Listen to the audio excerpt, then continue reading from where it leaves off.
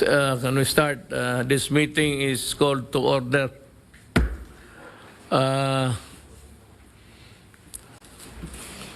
Ina-announce ko sa ating mga kababayan na there is a spike still.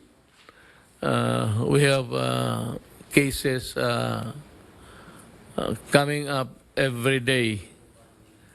It's important to impress upon everybody na itong control ng pandemic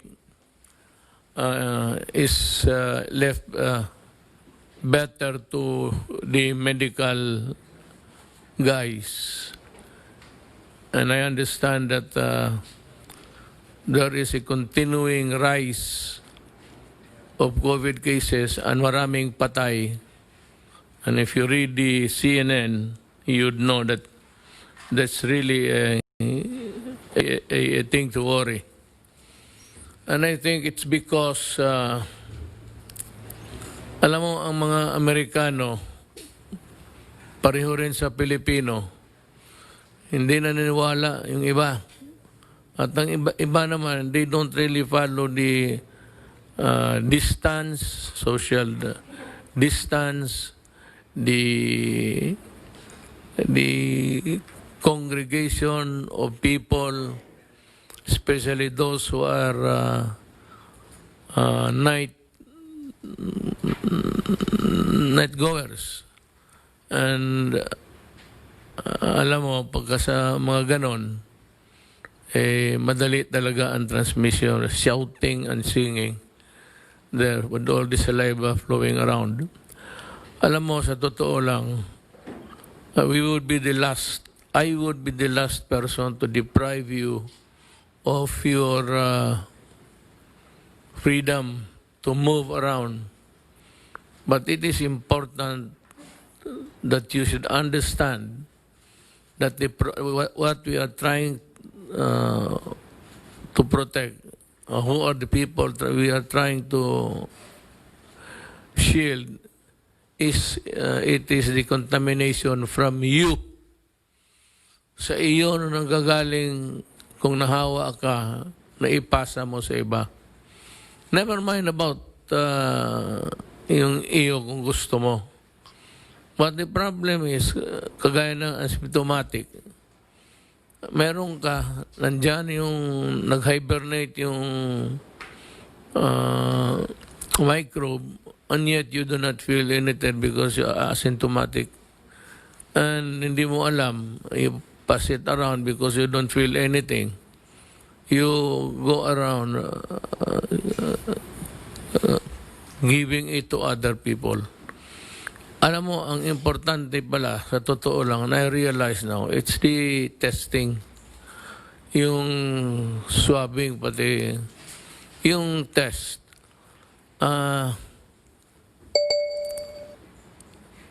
Kasi mahal, I'm trying to figure out a cheaper way of doing it. And I will discuss it with the Secretary of Health and General Galvez, how to come up with a cheaper swabbing and testing. Kasi magbayad nga mahal lalo na sa airport. Ang problema noon in the early days ang sa airport, which was really a mandatory thing for me, na nagpunta doon, ang presyo ata mga so yung iba, tama-tama lang yung pera, especially the marginalized. Marginalized, I mean, yung tama-tama lang. Mga estudyante. So, pamasahe pa uwi, airport, they never really content with the extra expenses. So, yeah, yun ang problema. Dapat, if we are to really avoid and limit the virus, government itself must provide for the, curative and palliative or whatever, preventive. And one of those is really the swabbing. Para maraman ka. Ngayon, kung malaman ka, marami mang hotel ngayon, there's a dirt, dirt is kulang. There's a dearth of space for people who are suspected of having the virus. Ang problema nito is ganito. Ikaw naman, kung dalhin ka doon sa ospital, it's kind of a morbid thing really for anybody. It could be traumatic or igay na pag-swab, dalhin ka doon sa, you are whisked to the hospital and you stay there. To some people, staying in the hospital is really a horror thing because yung iba hindi nga na hospital ni minsan sa buhay nila. So, I leave it to the city government and we will talk about it later. Itong mga hotel na bakante, total pagkatapos yan, you can always decontaminate the rooms. We will do it for you. Arrange with the hotels na pwede mo munang gamitin lalo na sa panahon na ito. And to the owners of hotels, inns, motel maybe kung wala nang iba, nagulang, to accommodate the Filipinos who are in need of help. I will assume the full responsibility of paying you pagdating ng panahon. I will see to it that I will ask Congress. I will plead sa kanila na hanapan ng paraan, bayaran kayo. And I will personally see to it that you are paid on time. This would include siguro meals, but simple lang. Kagaya dito, I recommend the menu dito sa Malacanang. Dito magkain ka, isang sabaw, isang ulam, pati kanin. Hanggang dyan lang makuha mo dito na pagkain. I do not seldom, if at all, na we serve my steak. We do not, I have prohibited the use of alcohol dito, liquor, pati simple lang. Ganun rin sa sa mga hotel. Pakiusap ko lang. Total, wala namang, you don't have to worry about an afterwards thing of itong hotel mo ma-contaminate. We will do the necessary protocol to decontaminate or to kill the whatever there is in the room. Madali lang man yan. Pagbigyan ninyo yung mga kababayan natin. So yung mga local governments are put on notice that I have directed you to make necessary arrangements with vacant motels, hotels, na patirahin mo muna ninyo yung mga COVID patients. Now, if a hotel is chosen or selected, then it behooves upon the medical guys to let it be that way, meaning na huwag na ninyo papasukan ng ibang healthy persons. That inn or hotel remains to be a medical facility for those afflicted with COVID.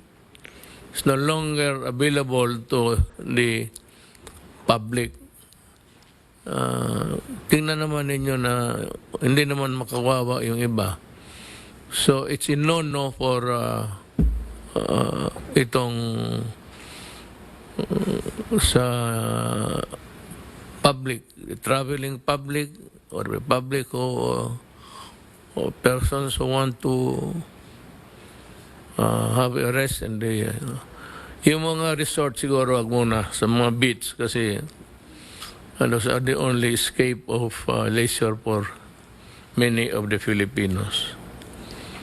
Ngayon, ang umabot na tayo sa porsyento is 92.6. Ang total na gumaling is 408. Pero ang total na porsyentong tinamaan naman is 5.5%. Am I correct, Secretary? And then ang namatay is 1.94. Alam mo, marami akong nakita na from stories na itong mamatay ng COVID is it's a painful and horrible will be last experience. Masisira talaga katawan ninyo. So be careful. Ako nga dito, nagdadasal. So, yun know, ang mensahe ko for the local governments. Now, I do not have a copy of people who are sa purging. Meron ba tayo?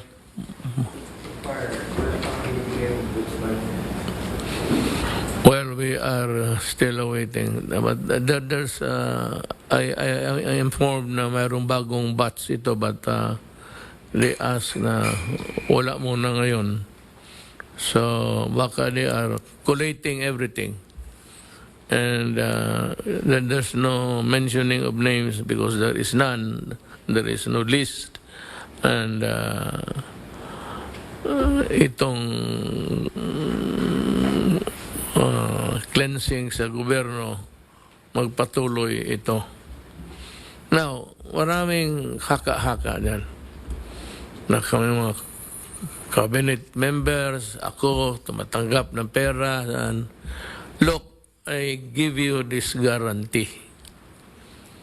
Magdala ka lang ng tao at sabihin mo nagbigay siya ng piso sa amin, mag-resign ako bukas. Just one person, one affidavit. Walang imbento. Yung totoo na sinabi na may tinanggap kami ng pera.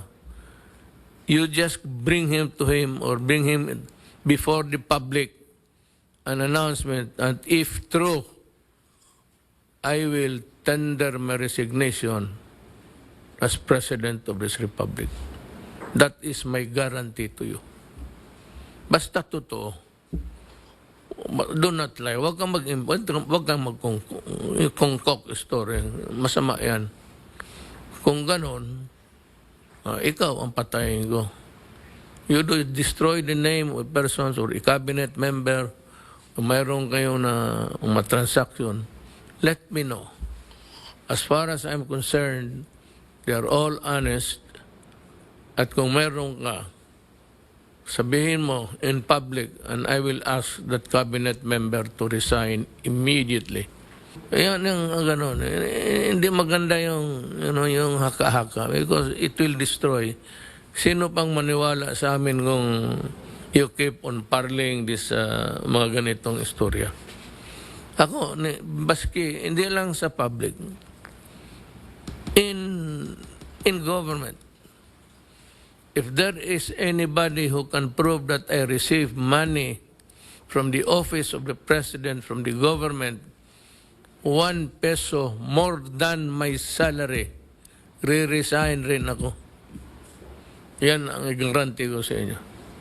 Kung sumobra, I think may After tax, 200 ang sweldo ko, after tax, mga 193 na doon. Pag sumobra yan, magkumuha ako ni piso, sumobra ako, ganon rin, I will resign.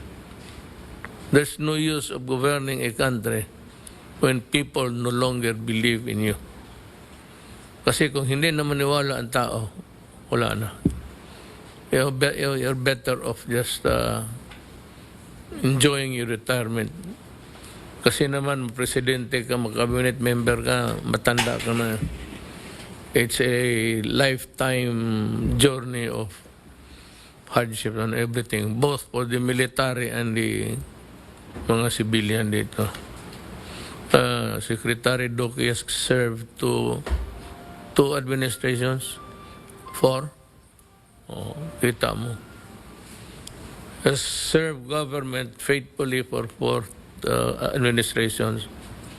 You just do not, sabihin mo na wala man akong nakita na nagtanggap ng pera. Tinanong ko sino, sabihin ko sa inyo. Sabihin ninyo sa akin. Wala talaga. Either sa intelligence, sa military, sa police, o sa civilian.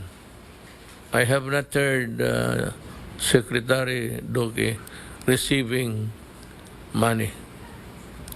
Yang may vaccine na yan, it's worth billions.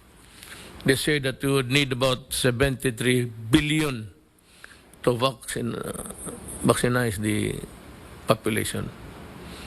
Yan, teritoryo yan ni General Galvez. I have full faith and confidence that walang kickback and wala lahat. It will be a clean straight deal. Whatever be the vaccine. Walang makikialam. Siya lang, kasi sinabi ko, siya lang ang kakana niyang itong vaccine para sa ating mga kababayan. Now,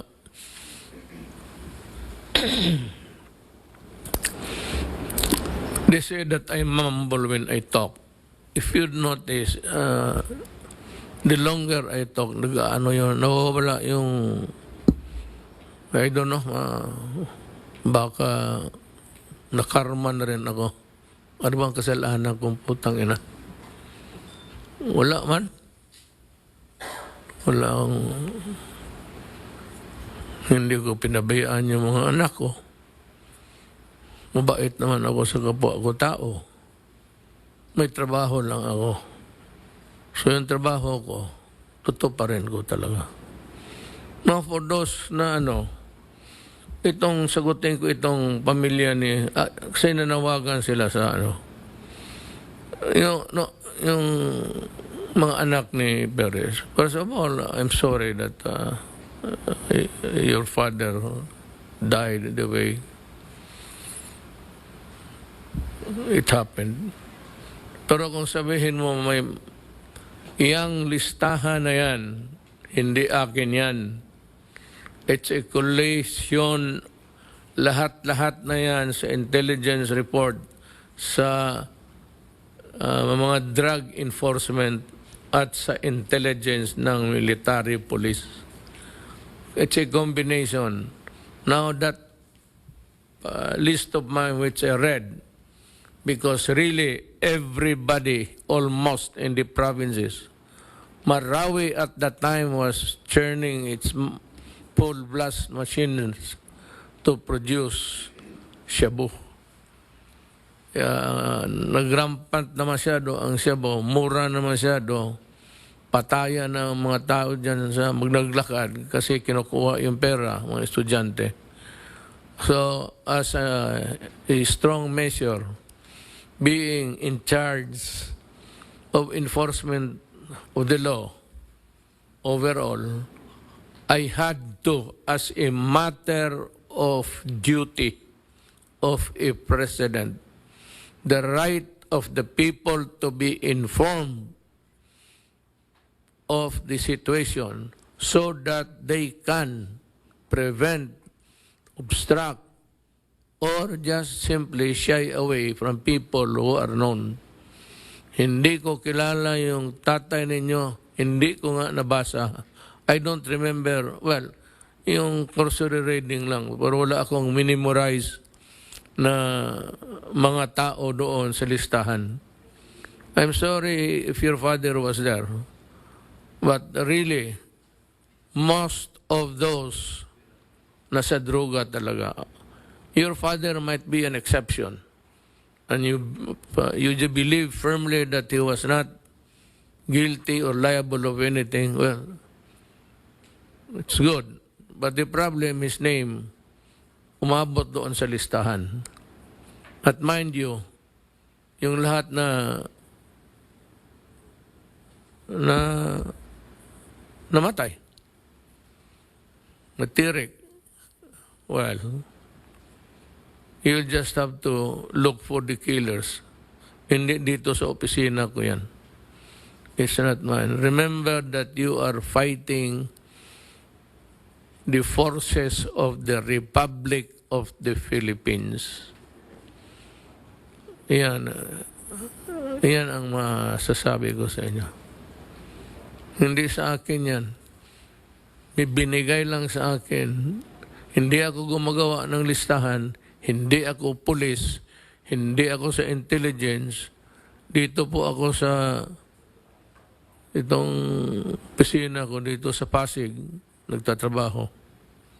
But as a matter, I said, as a matter of an obligation, I had to come up with the name of those suspected so that the public will be aware and prevent their ascension to public office. Yun ang purpose ko doon. At marami sa mga barangay captain, almost more than 400 of them. Mga barangay captain, mga city mayors, kasali doon. Ito naman si Mabilog, nagayaw-yaw yung asawa. Look, it is not my fault that your husband's name appears on that list. Hindi aking listahan yan. Now, there is no such thing as I have to move on because it's a constant vigilance. Kung nasabi ko ang pangalan uli, because at that time, he was named. Dito ngayon, yung conviction niya, dismissed from public office and barred from seeking in perpetual disqualification to hold public office. That is not my decision. It is the decision of the ombudsman. Kailangan ko sabihin kasi hindi alam ng tao na si Mabilog wala dito, sumibat at ayun ang nangyari sa kanya. That is different from the first time that I mentioned him. Take that away. That was general. Ito dito is specific, yung mention niya because of what, kasi, or would you rather that linyahin ko yan sila tapos rakrakan ko na lang. It might have stopped them from doing it and the public from being aware or not from, but being aware of the people who are out to destroy their way of life. Demokrasya to. On a democracy, you cannot have a free-willing right to do whatever you want. Because at what you want to do or you desire to do is always subject to the public good and the public interest. Remember, when I do anything and I invoke public interest, public good, mabigat yan. It carries with it the force of a law na talagang sabihin ko, itong mga tao na ito, hintuan ninyo pag hindi. There's no law which says anything like that.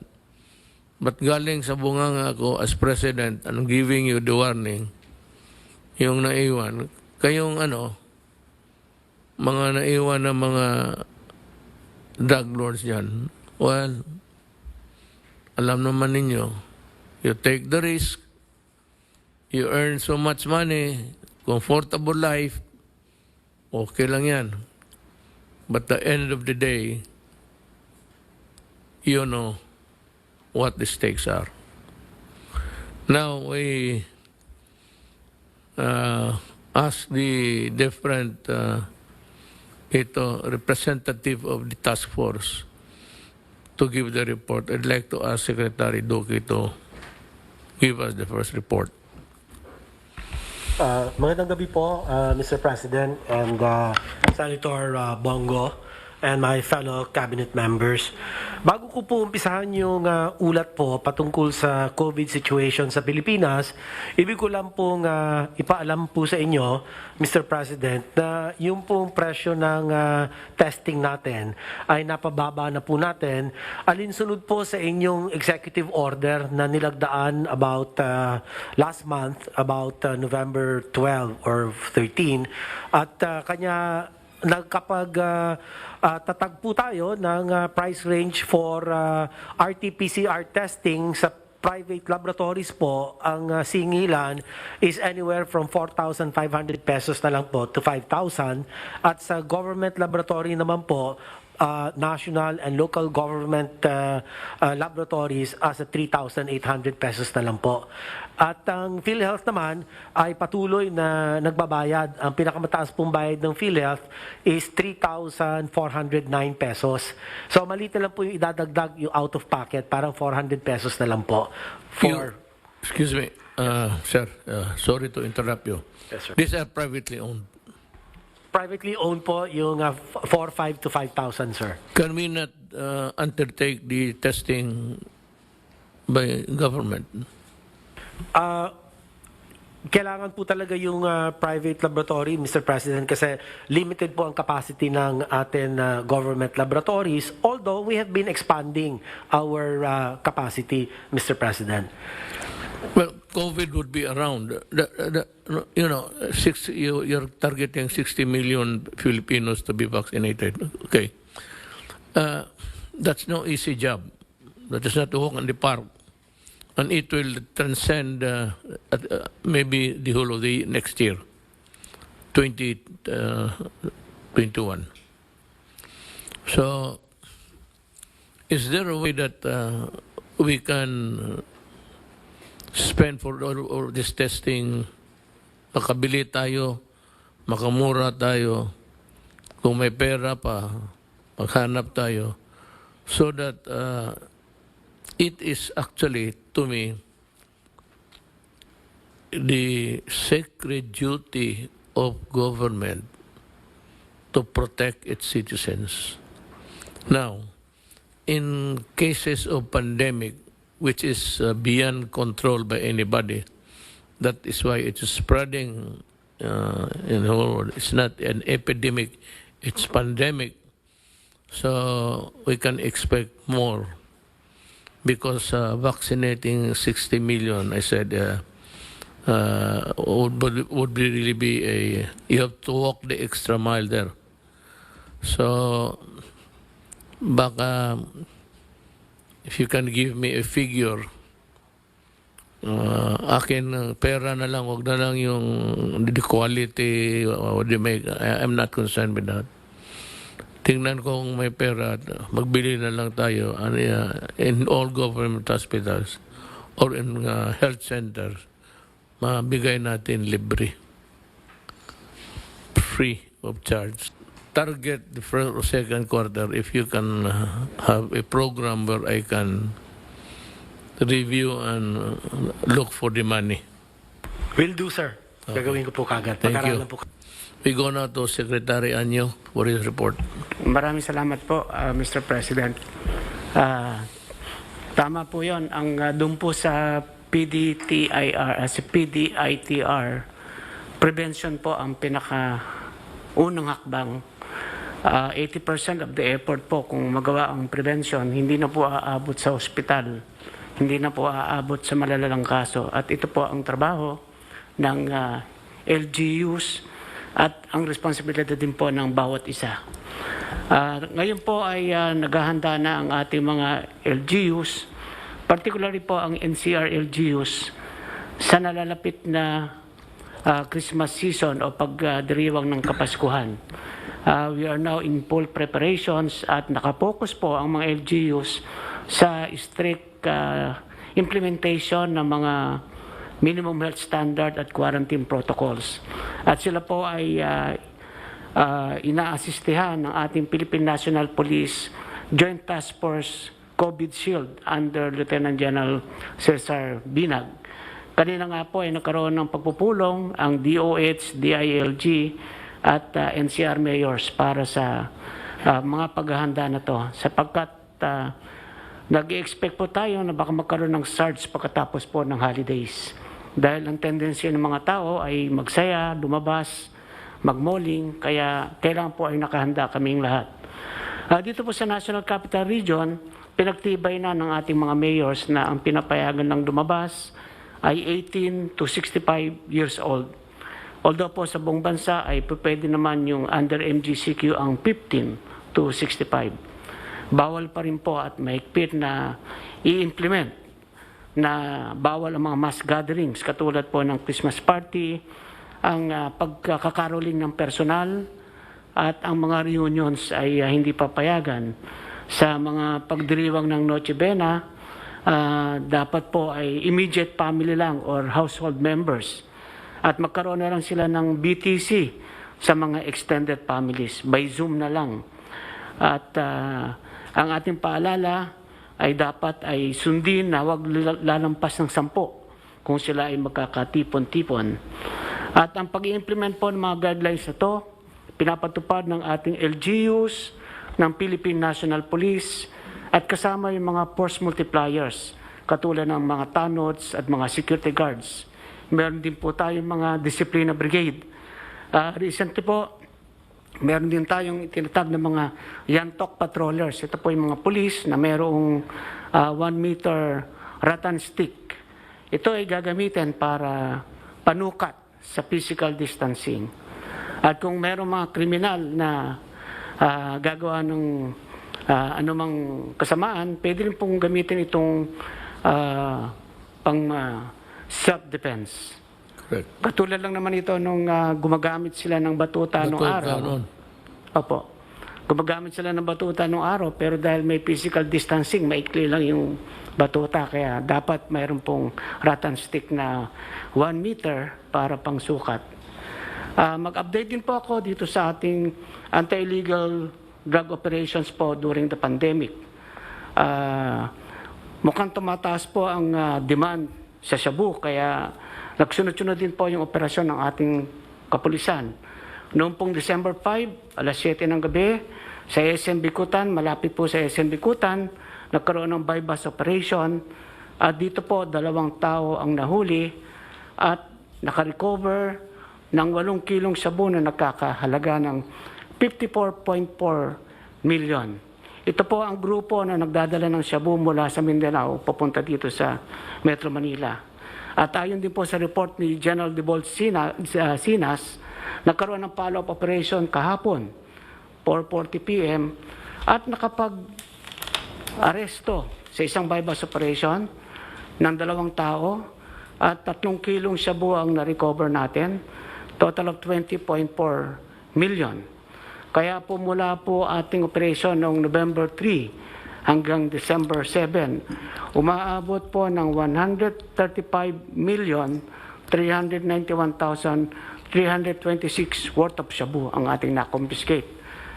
Patuloy pa rin po tayo magsasagawa ng mga operasyon at sisiguraduhin nating ligtas sa illegal na droga ang ating mga mamamayan ngayong Kapaskuhan. Yun lang po, Mr. President. Salamat. Thank you, Jalanyo. Alam mo, sa totoo lang, sabi nga lang yung the bulk of the those, pati don'ts, ang pinaka-hawak lang, which is under your control, would be really be yung prevention. It is only you who can really do it, but it is not a 100% guarantee that if you follow all of this, you will not get the COVID.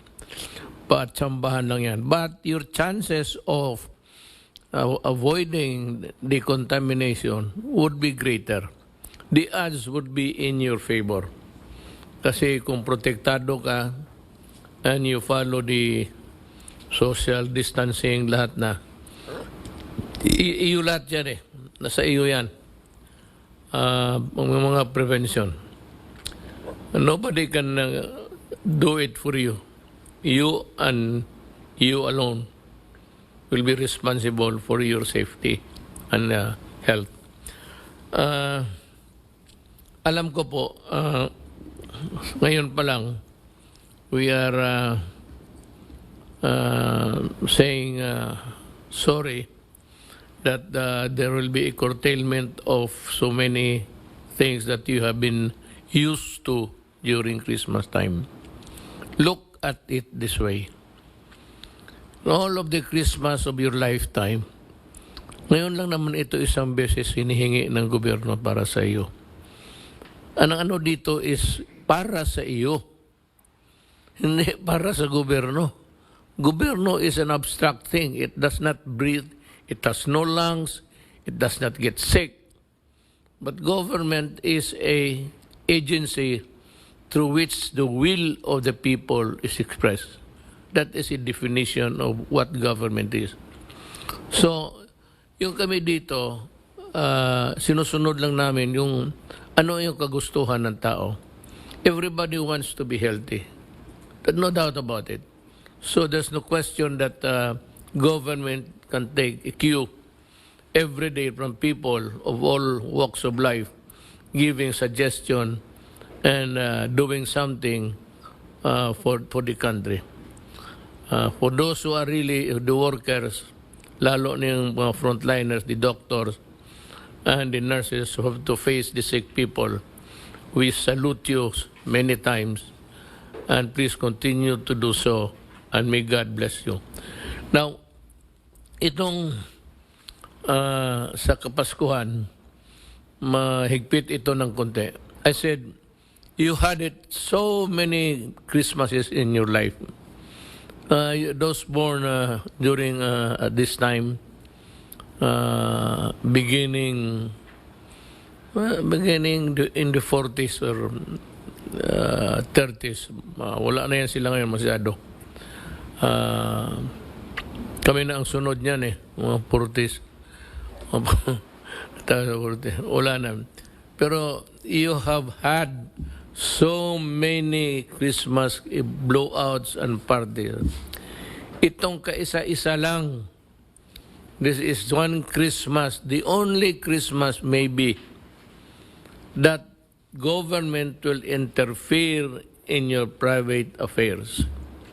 You might think that this is too much, government does not control us. Of course, we cannot control you individually if what you do is what you want. The problem is we are preventing you from getting other people sick. So that's the problem. It is not you, or if it includes you and your neighbor. Yan ho ang laro ng buhay dito. So many parties. Almost in your adult and younger years, you had parties every Christmas. Would you be kind enough just to skip the not really frivolous, but the festivities? Iwasan na muna ninyo. You avoid it because it is for your own good and for the good of the community and eventually for the good of the country. Yan ho ang maidagdag ko dyan sa statement ni General Rania, which was really encompassing. Actually, si General Anyo has the supervision sa pinaka, sa tao. Little dito sa mga direkta eh. Pero itong dito, General Anyo has to deal with the idiosyncrasies, the mores, the culture of people with different tribes in the Philippines. So, sana maintindihan ninyo kami. Now, let's go to Secretary Tugadi. He has...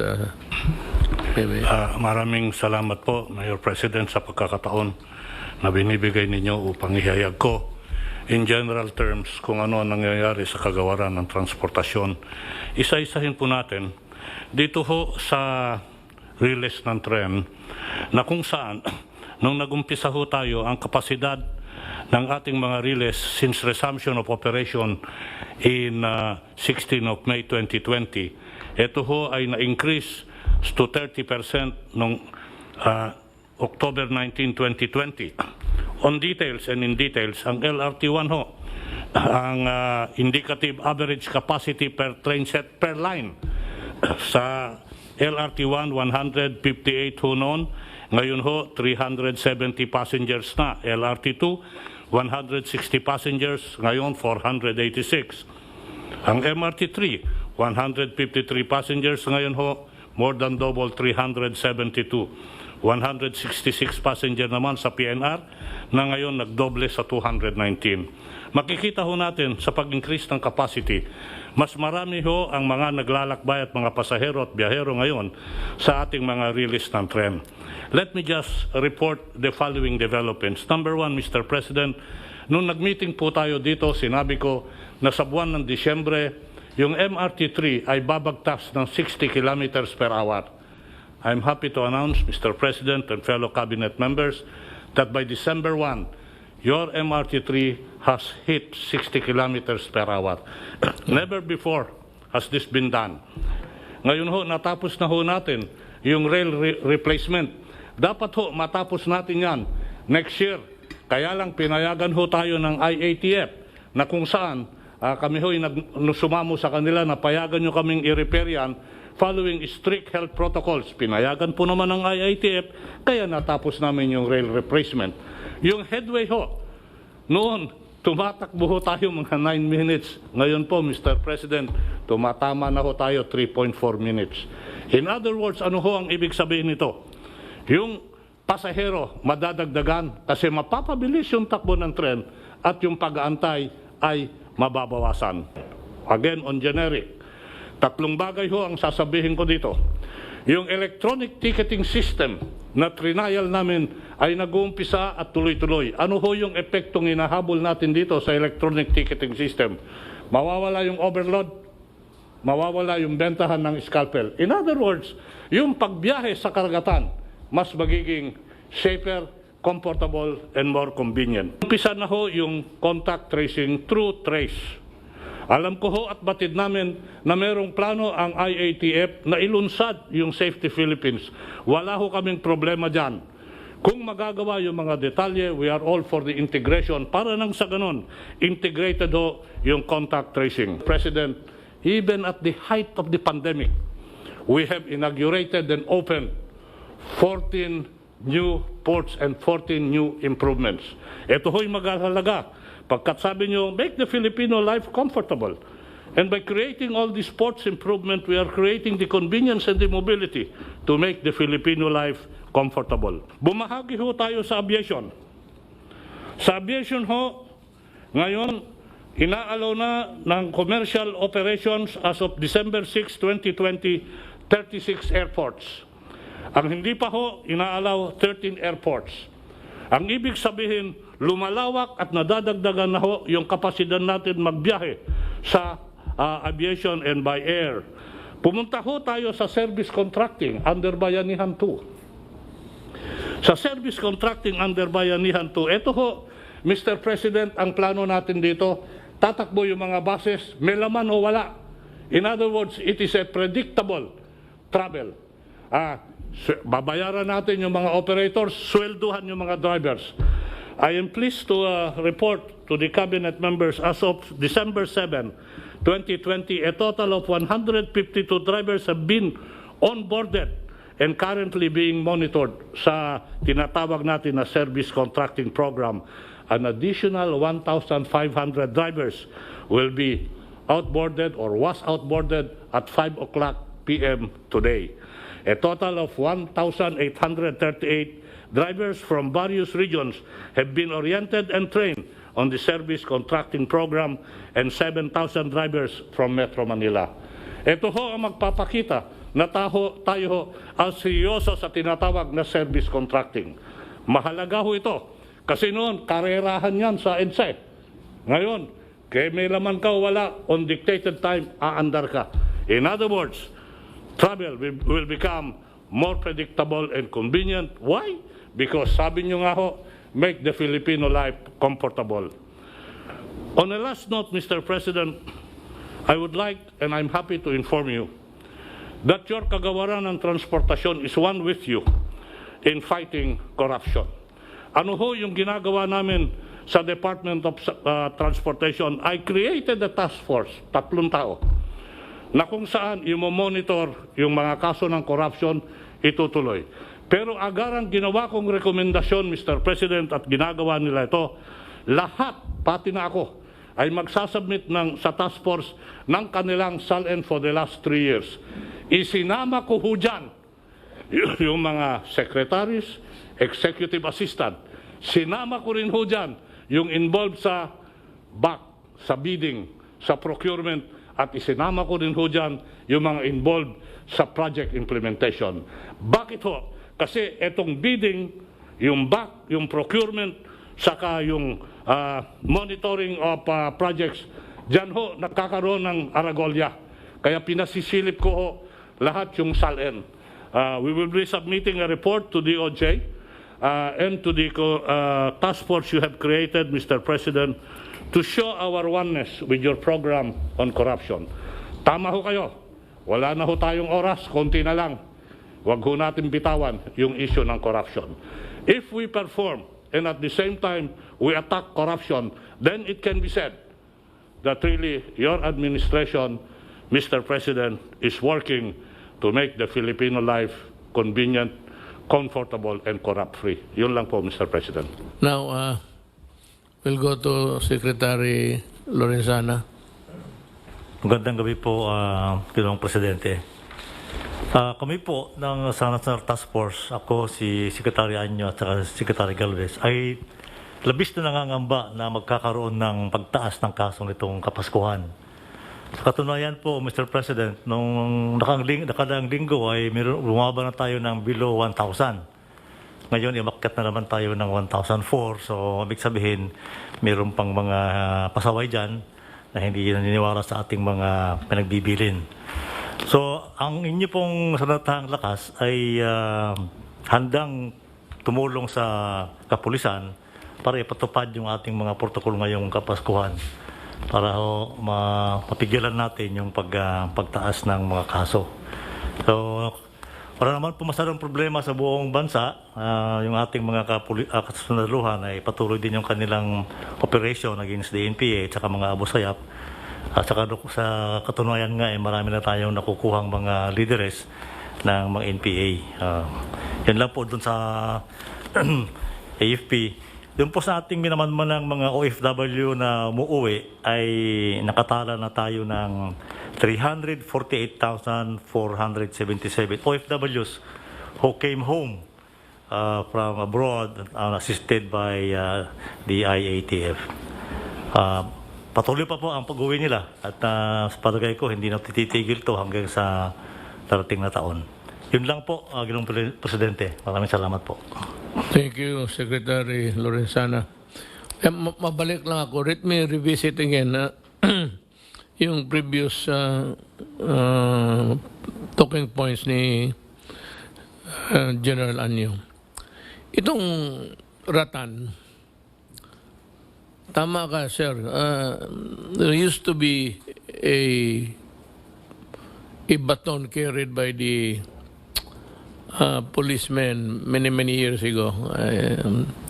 Nakita ko yun. I was still young, but not so young. But old enough to observe the multi-purpose use of a baton. Alam mo, nagtaka talaga ako kung bakit ito tinanggal. You know, when a person resists arrest and he becomes violent, the first impulse of the police without a baton is to hold his gun. He might not draw it, but he holds his gun ready for action. Kung may baton ito, rubberize man yung baton noon, kung mahampas mo lang ang kamay, mahampas mo yung katawan, masakit yun. Maybe you can subdue the person resisting arrest or the criminal. At bakit nawala ito? Na dapat ito ang first line of defense ng police para hindi siya malapitan, agawin yung baril o makipagsuntukan sa kanya o makipag-struggle kasi ayaw ma-aresto. The police can use a not so lethal weapon. Yung baton, rubberize yun noon, matigas. Pero not enough to really break bones. And also, the practice of using it moderately, especially where to strike, what parts of the body of a human being can be hit so that he will stop his aggression or surrender. Ganito kasi yan, ulitin ko, maraming hindi nakaalam nito eh. Ulitin ko ha, for the education of everybody. When you are a criminal or when you are a person who has committed a wrong or a crime, and when the police arrives to the scene to find out what happened, and you are pointed to as the culprit, you are the robber, you are the thief, you are the kidnapper, whatnot, your first duty as a citizen is to surrender. Pag sinabi ng police ito at bitawan mo yung itak mo, bitawan mo yung pampalo mo, o bitawan mo whatever that is really a dangerous, maybe capable of injuring a person. Now, if you are really a responsible citizen, you must know your duty. If you have committed the wrong, then you're supposed to surrender peacefully. That is your duty. That is your responsibility. Hindi yan sa yan talaga ang batas. Pag sinabi ng pulis, bitawan mo mag-surrender ka because that is your duty as a criminal or your responsibility as a whatever, nag-aaway kayo dyan, a protagonist in a fight or whatever, mag-surrender kayo. Now, if you do not submit to the authority of the law, which is personified by the police, pwede kang hulihin talaga and make an arrest. In making an arrest, you are supposed to be bodily carried to the police van or talagang hawakan ka. And if you do not want to move, you are dragged to the police station. Kasi yan ang trabaho ng police. Ang trabaho ng police, makahiram nga ng isang ballpen pa. Nagli-lecture na ako ng criminal law dito. Kasi maraming inintindihan eh. Lalo na yung mga lasing. Pagka ng police, sabi, oh, bakit? Nag-inuman lang ako dito. Masama ba magsigaw-sigaw? You create public disturbance. Many person, hindi nila alam yan. Pag maglasing sila, nag-inuman lang kami dito. Ito yung police. Ikaw yon sa baba. Pag sinabi ng police, mag-surrender ka, sumama ka sa police peacefully. That is your duty. Duty mo yan. Ngayon, kung pagsabi ng police, ayaw mong sumama, pipilitin kita. The police now will go to you and get hold of your hand, place a handcuff sa iyo because you have, the police has the duty to arrest you and bring you to the law. Ngayon, kung mag-away ka, ang police has the duty to enforce the law by overcoming your resistance.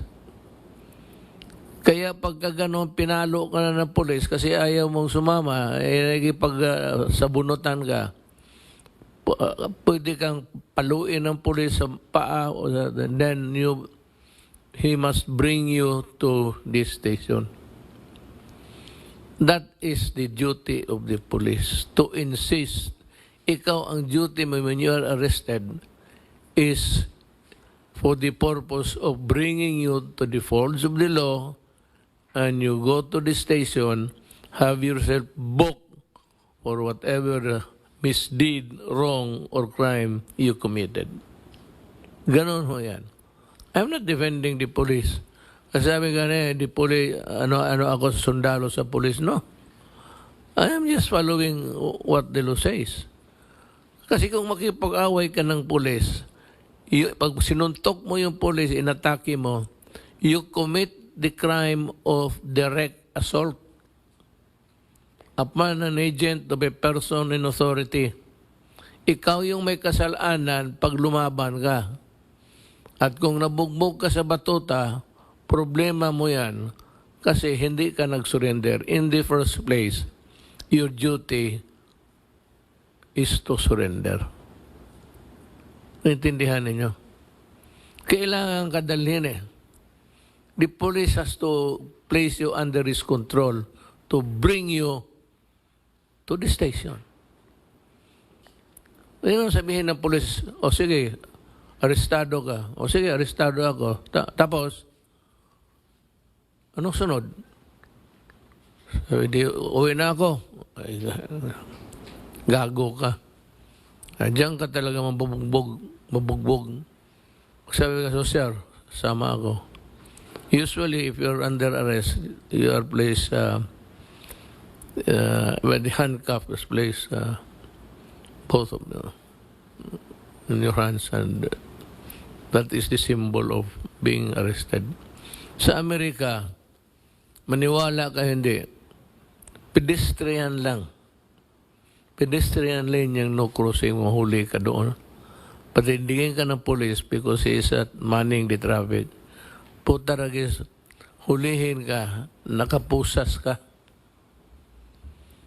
Ganon ang style sa Amerika. Mabuti na nga yung atin sa'yo, sumama ka. Doon automatic. If you say, hey guy, you're arrested. You're violating the law. Please turn your back. Your hands, place it there. Ayan. Tapos, hintayin ka dyan, patindigin ka hanggang magdaan yung van ng pulis para sakay ka, dalhin ka sa estasyon. I-book ka for jaywalking. Ganon sa Amerika. Kaya dito, hindi nyo naintindihan, pag inaresto kayo ng pulis, sabi ni pulis, pulis ito, ano ba ito? Ito siya o arestado ka. Sumama ka. Ayan, kamay mo. Nakapusas. Sumama ka. Huwag ka lumaban because your responsibility is mag-surrender peacefully. Ang pulis naman is to place you under their control. Kaya kung maglaban ka, mabubugbog ka talaga. Kasi sa ayaw mo at sa hindi, dadalhin ka talaga doon sa estasyon. Yan ang karamihan. Dito itong mga Reds, yan sila. Hindi nakakaintindi. Palimbasa, walang abogado dyan sa kanila na ginagamit yung utak. It's not, the road is not working. That's the law. That's criminal law. Ngayon, kung ibabalik ko yung baton, balik ko siguro. Pero yung hard rubber, huwag yung kahoy kasi, Pero in the meantime, the rattan will do. Will suffice. We'll look for the money next year. I'll buy you the baton. And the baton will be gamitin yung baton, wag yung baril. Kasi kung hindi mo bigyan ng baton, pag maglapit ang pulis, ang kamay sa baril na, kunting pagmali, any overt act na parang magbunot ka lang pala ng wallet mo, para ka nagbunot ng baril, na mabaril ka, justified. A mistake of fact yan. If he believes in good faith that he's going to be. Ngayon, dito tayo sa isingit ko na lang bago si General Galvez. There will be no ceasefire ever again under my term ko pagka-presidente. For all intents and purposes, yung ceasefire is dead. Wala na yun. Matagal na yun. Nung umalis ako, when I walk away from the talks, because we cannot understand each other, maybe we were talking on different dialects. I don't know where. But I just simply cannot understand the way it was being carried by the other side, by being played. What was evolving before me was something which is not acceptable to the Republic of the Philippines. Lalo na yung coalition government. You are... No president, no stupid president will allow it. He will get impeached. He will get impeached by... You are not supposed to share that power. Ako, may sinumpaan ako. And those powers given to me under the law are only to be exercised unless they are capable of being delegated. I cannot compromise anything in this government. It's either I will be impeached or the military and the police will shoot me. Mamili lang ako sa dalawa dyan. Ipapasubo mo ang Republic of the Philippines, papatayin ka talaga. Because you are a traitor of your country. And if I give you a power to share in a power sharing, that's a very, very serious thing. You can get assassinated for it. Hindi na maghintay because sinisira mo yung Republika ng Pilipinas. Simple as that. So for all intents and purposes, I would say the ceasefire is dead. And there is the peace talks between the NDF, NPA, pati yung isahin na lang natin yung legal front nila, NPA, NDF, pati kayong lahat. I am identifying you because I have seen the records. You are really communists. Taken all in all its narratives, whatever, the Jasik, you're out to share power. So I have to destroy you. Na kayong lahat dyan, you are a communist. Nasa kami sa inyo, you cannot be accused now of being just a mere communist member because the anti-subversion law has been abrogated. Well, you got it all wrong because the Communist Party is still fighting against the government. Hindi nga wala nang subversion law, but you are committing murder, arson, lahat na, and rape. These are serious offenses under the revised penal code. At itong inyong organization, simply communist, all of you, the act of one is the act of all. Anong ginawa ng mga sundalo ninyo pagpatay ng barangay captain? The act of the soldier in PA is the act of Sarate, Congressman. So, what do we do? Well, I'm trying to sort out what we will do to you. Because you are now criminals. And I said, I have pointed out, we are not only tagging you, that's a light, we are identifying you. And we will identify you anytime you want. But there will be a time before my end terms, I will name all of you, kayong lahat sa NDF, pati who are in.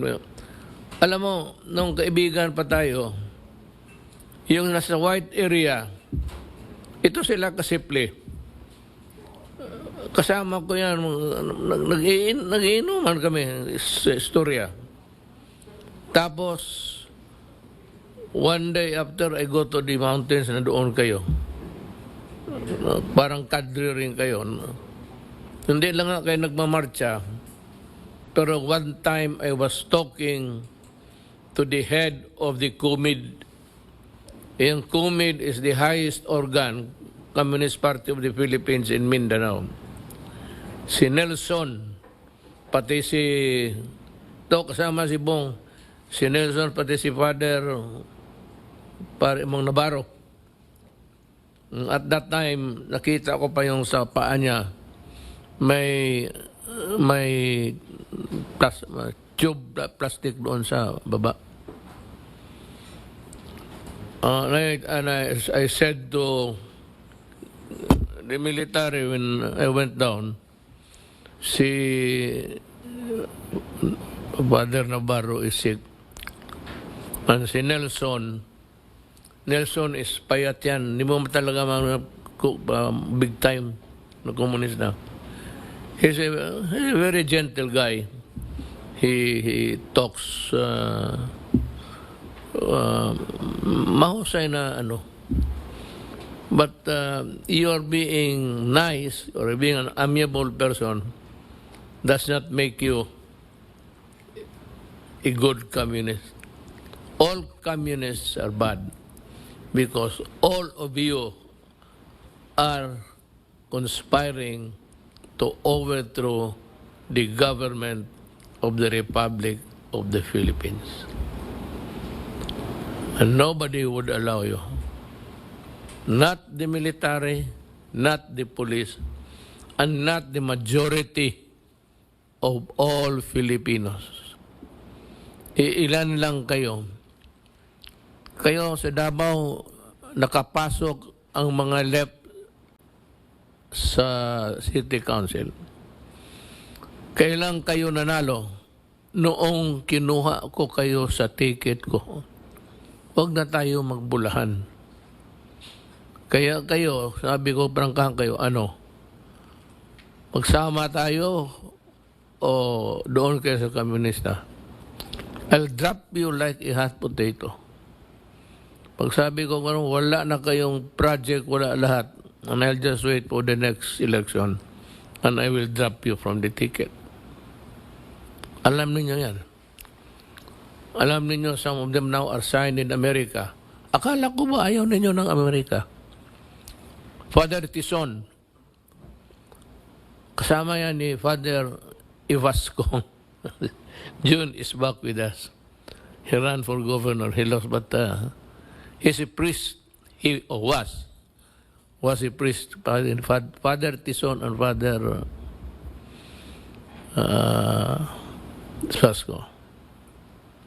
Ang hindi ko alam, yung nanay ko may pagka-aktivista, but she was really passionate about good government.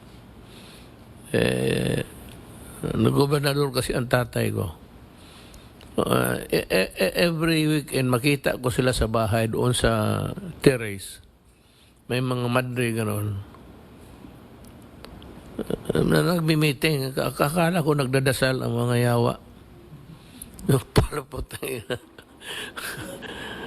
Doon pa. Si June. Nung tumakyat ako sa bukid, nagkita kami. Alam mo yung NDF magkasal? Yung flag ng NDF, they encircle it with the couple. Balutin kayo ng NDF flag. Tapos ang seremonya. Ganon ang and yung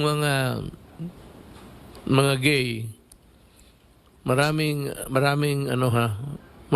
gay sa NPA sa itaas. There's a good number of NPAs who are gays. Ewan ko kung bakit. Marami nagpunta doon sa bukid. But most of them now are lumads, exploited, oppressed by the new People's Army. Tinatakot lang ninyo. Pinapatay. When did this happen? Kayong mga lumad, kano saan nagsugod? Kailan ito nag-umpisa? Kano saan nagsugod? Before the NPS came, may gulo ba? Naabay samok sa inyong lugar? May gulo? It was when the NPA started its pacification sa taas. Tapos, ang una political officer, sige lecture. Yan, pagpasok ng political officers, pasok na ang mga lecturers yon. Naniwala naman kayo. Maniwala kayo. Kayong mga lumad na kapatid ko. Maniwala kayo sa komunista. Maniwala kayo na kaya nila magtayo ng gobyerno. Sus Maria. Puro walang ginawa yan kung hindi maghingi ng taxes sa inyo at magpatay ng ayong sumama sa kanila. Yan ang problema. So, ulitin ko to review yung batuta. I have, pero yung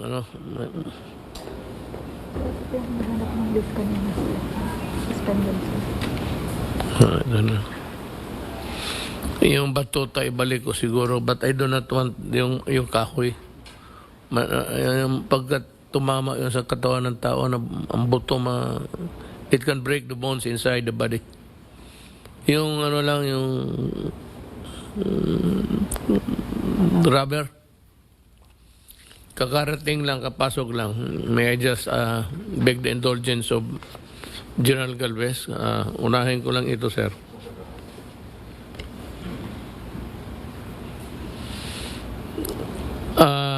Ito ang DNR kay kay Secretary Simato, General Simato. Ang departamento niya dismissed Engineer Ronnie F. Pumpirada, neglect of duty, misconduct, gross neglect. Virgilio Abragan, grave misconduct, Wilfredo Factoranan, gross neglect of duty. Pati si Mario Tubanya. Pedro Herena, dismissed for grave misconduct.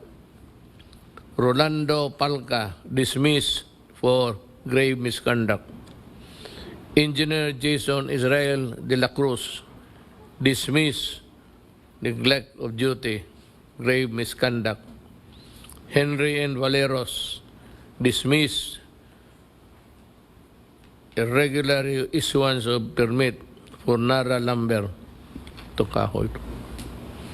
Itong ang mga lumber na the remaining kahoy na magaganda ko, wala na. Maswerte ka kung may makita kang Nara. I hope the next generation would maiwanan sila ng para makakita sila kung ano ang Nara tree. Yung mga magagandang kahoy, yakal, sinomor, wala na. Wala na yun. Engineer Nason de la Cruz, ayun, misconduct. Henry Valeros, dismissed, grave misconduct. Raquel Ali Lukman, this grave misconduct. Di Pedro, dismissed, grave misconduct. Roger Madre Redio, dismissed for grave misconduct. Ang mga suspended, hindi ako I will assign them to some other places kasi yung prejudicial to the best interest in land titling, delikado to. Pasahin ko ng lahat, pareho sila. I think these guys will mag-usap kami ni General Simato. Ilipat ito sila sa probinsya at a job that has nothing to do with titling of lands. Shirley Camagon, Nolindo Dutdut, Marlene Minor, Ruby Dilia Preciosa, Tumamo, Olivia Abitong, Joel Eden, Rowena Pulido, Engineer Nila Castañares, Charlotte Cabiao, Engineer Cristina Makia, Aurora Talua, Merlin Aburca, Emmanuel Tigpos, Mamerto Caballero, Atia Acevedo, Remios Soma Kulob.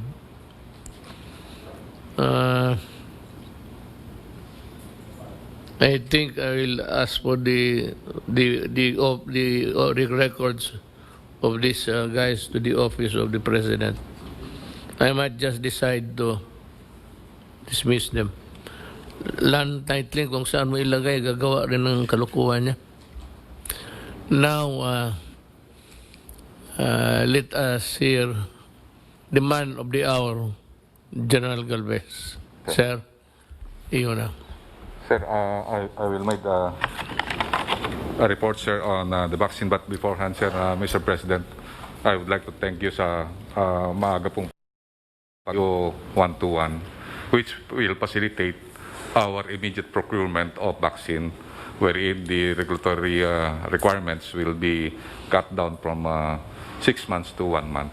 Sir, napakalaki pong tulong po sa amin po yun dahil kasi at least yung requirement po ng law na kailangan po may FDA emergency use ay mapapabilis po ang po natin pag-procure po natin ng vaccine. Kung makatulong lang, sir. Yes, sir. Marami po salamat, sir. At marami pong natuwa, sir, na taga-DOH at saka sa ating mga hospital po, sir, natin. Dahil alam po nila na napakalaking tulong po ng EO121 po, sir. Sir, I will just have a 5 slides, sir. Sa ngayon po, sir, nagkakaroon tayo ng reorganization dahil sa report nga po ni Secretary Duque ay mahigit lang na 5% po yung ating cases na very manageable. So ang ginawa po namin, tinransfer na po namin yung National Incident Command Emergency Operation Center doon po sa NDRIMC OCD, considering na talagang sa OCD po kay Secretary Lorlesana po yung pinaka-NTF, siya ang chairman, para po i-delegate na lang po sa DOH, DILG at saka sa NEDA yung pag-action sa po, dahil kasi ang gagawin po natin, magkakaroon po tayo ng massive preparation for the National Immunization Program. Napakalaki po ng ating preparation kasi it is unprecedented. At saka ang po natin, target po natin ay makapag-round po tayo ng tatawag na immunization ng more or less 70 to 80 million. Kasi ang inyo pong order po sa amin ay magkaroon po ng nationwide immunization ang lahat po ng mga Pilipino, lalo na po paunahin po natin ang mga mahirap at saka yung tinatawag natin healthcare workers at saka mga frontliners natin, mga sundalo at mga polis. One question. There are about 100 million Filipinos plus. Yes, sir. You have pegged the initial mass vaccination at 60 million? Sir, kasi po ang po natin, sa po kasi natin, ang problema sir natin sir, yung supply and demand. Okay. Dahil po, yung 80% na po ng mga vaccine na gagawin ay nakuha na po ng mga mayayamang country. Mayaman. Kaya nga po, napakaganda po ng mga speeches niyo po sa ating UN na dapat katulad po natin ay mabigyan po tayo ng accessible sa equitable access to sa vaccine po, sir. Kaya maganda po yung panawagan na yun at maganda po na yung mga ibang bansa na nakabili ng more than their population, they are more than willing to share it with us. Particularly po ang Australia po, sir, at saka yung ibang bansa. And I believe yung China po, sir, nakausap na po namin si Ambassador Wang Xilian at they might be able to give some Contribute po, sir. So ngayon po, sir, ongoing ang negotiation po namin sa kanila. I-report ko po mamaya, sir, sa inyo. Let me just cut you there para malaman lang ng mga tao. Mga alam mo itong vaccine, it could be from Pfizer, Moderna, it could be from Seneca, AstraZeneca po, sir. Seneca, pati itong sa China. China. Puro approve ito at puro mabisa ito lahat. Opo, sir. I mean to say that they are not the cure, but they can be the prevention and eventually make the nation healthy again. Yung lahat na bakuna na bili ni General Galvez, baski saan countries na gumagawa, but China, it could be Australia, puro okay yan. I assure you, I give you that guarantee. Sige, sir.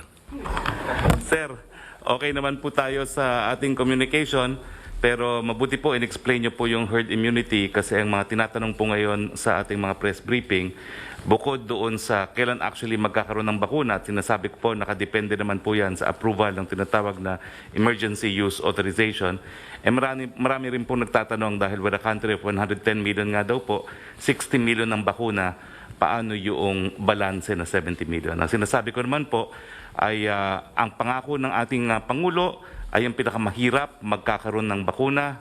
Sumatotal po yan 60 million. Pero gagawa rin ng hakbang ang gobyerno para yung mga gusto bumili, na kaya naman bumili, ay magkakaangkat. Although ang problema po ngayon, yung sa private sector, talagang lahat po ng gumagawa ng bakuna ay G2G. So hindi ko na po alam kung ano yung gagawin ni Secretary Galvez.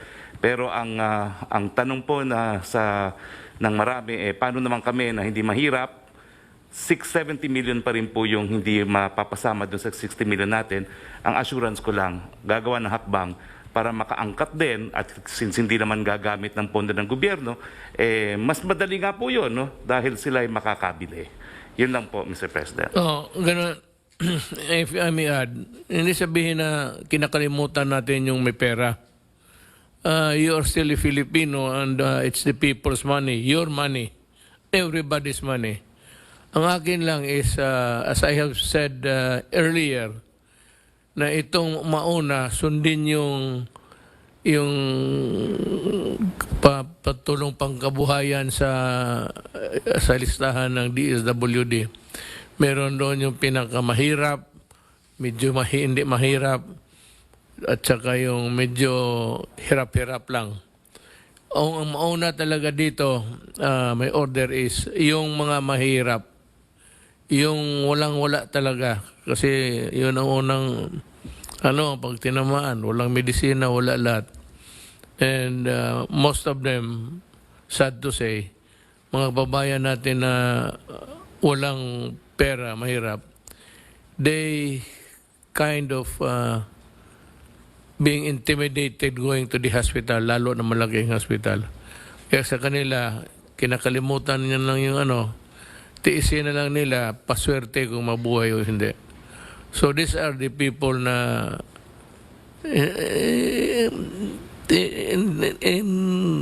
hindi naman total desperation, but these are the people na dapat unahin natin.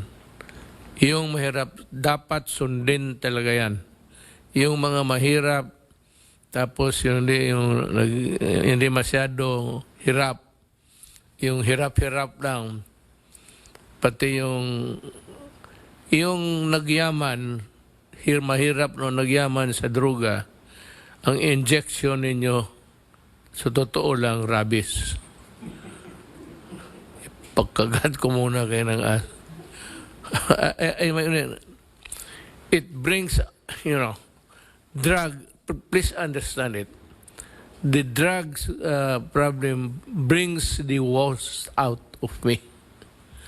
Ang masama kong ugali, masama kong temperament, ang pinakamasama kong pagkatao lalabas basta droga na ang pag-usapan. You have to take it or leave it. Yan ang makukuha ninyo sa akin. Hindi ako I don't moderate my words. Pag sinabi kong injection mo, tubig lang o rabies, yan, ganyan ka lang. Putang ina mo, nandiyan ka sa droga talagang sabi ko. Do not destroy the Filipino or else I'll destroy you. Mga kaibigan, in a few days we'll be celebrating Christmas. Now the problem is the COVID. It has dampened, medyo humina ang natin, ang celebration natin ngayon. Tataka kayo na maraming hindi dito, hindi doon, puro hindi na lang.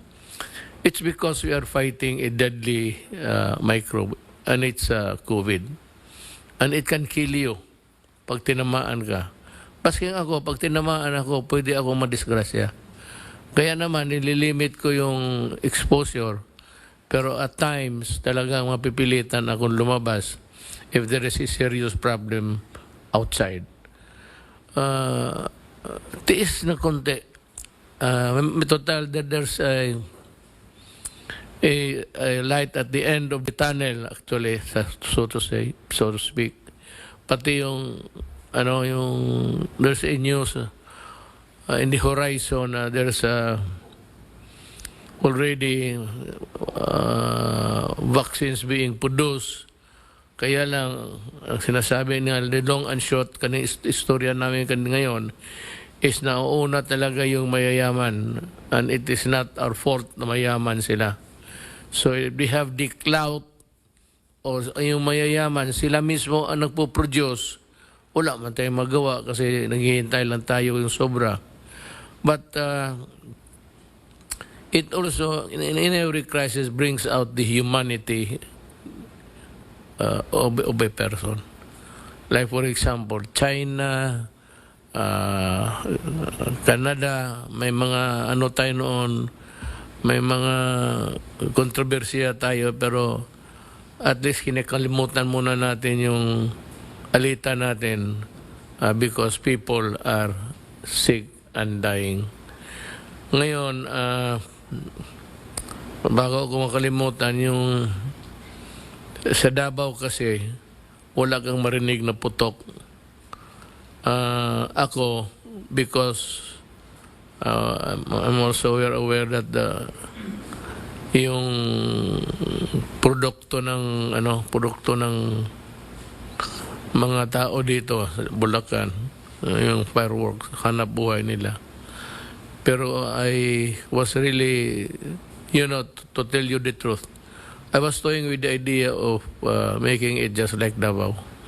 Maybe ganito na lang. Total, nandiyan pa tayo ngayon. May 1 year pa kayo next December. Baka next December, ibawal ko na ang putok because it is really a dangerous thing and for reasons of public safety and health. Public safety, mamatay ka, masakit ka. Health is, ma-hospital ka, maputol yung kamay mo. It's a health problem actually. Yung inhalation ng powder smoke. So, it is a problem of health, public interest, and public safety. So, I'm putting you on a warning na baka by mid-year I will issue the necessary document banning totally banning paputok. Kagaya sa amin. Sa amin ngayon maganda man New Year, Pasko. We celebrate it with the family. May music, lahat na gaiety and all. Walang nasusugatan, walang namamatay. Ang ayaw ko pa dito, ganito. Ito talaga ang masakit. Yung mapaputok na may mga baril, ito yung mga walang hiya na walang utak at bakit nagkaroon ng baril. If you can point out, maybe I will give you the wherewithals later on. Magpaputok ka ng baril, what goes up goes down. With the same velocity going up, same velocity going down. Pag it pierces itong mga galvanized iron, pag tumatama maraming napapatay, lalo na sa labas, sa ulo. Itong mga tao na ito, may special and dedication ako, hitayan lang ninyo. Basta sunod, may nagpaputok ka ng baril.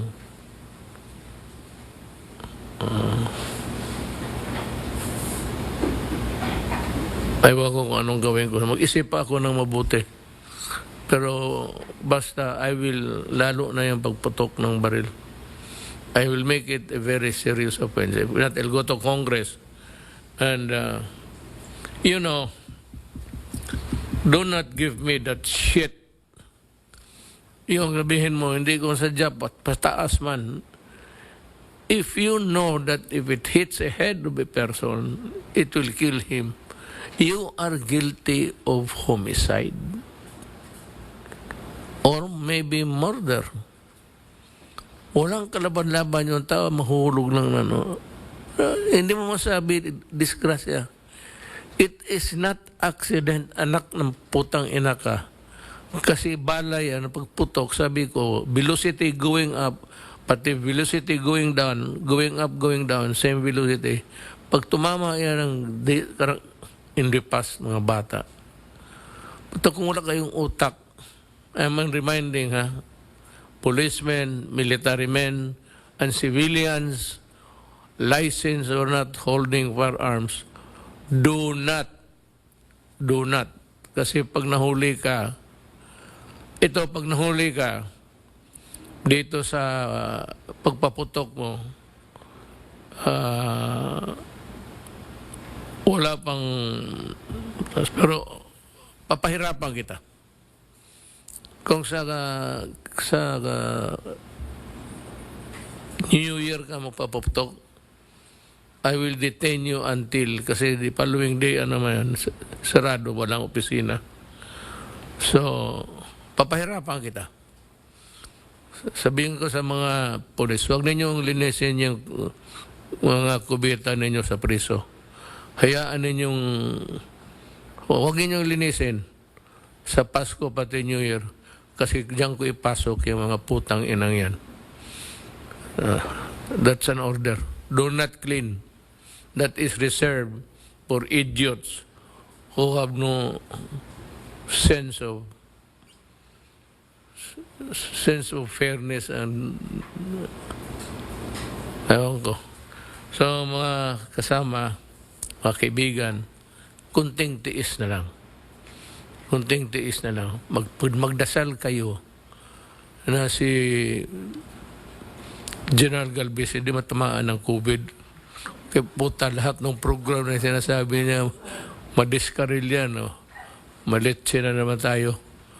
Maghanap tayo ng another hero from Marawi. So, idasal ninyo si General Galvez. Maraming salamat po.